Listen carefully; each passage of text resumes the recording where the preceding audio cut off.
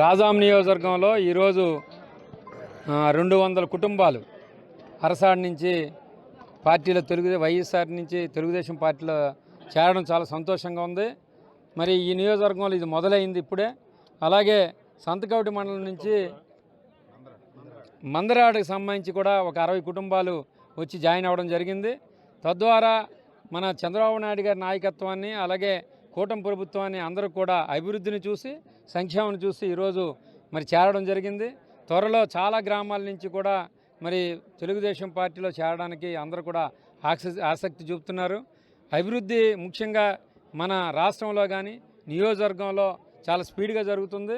అదేవిధంగా ఏవైతే 20 లక్షల ఉద్యోగాలు మరి మాట ఇచ్చారో మేనిఫెస్టోలో, దానిలో సందర్భంగానే విశాఖపట్నం సంబంధించి ఉత్తరాంధ్రలో మరి ఐటీ సంబంధించి చాలా స్పీడ్గా లోకేష్ గారి ఆధ్వర్యంలో ముందుకెళ్తుంది.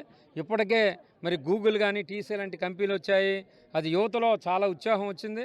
ఖచ్చితంగా ఈ నియోజకవర్గంలో మరి వలసలు చాలా ఎక్కువ ఉంటాయని సందర్భంగా తెలియజేస్తాం.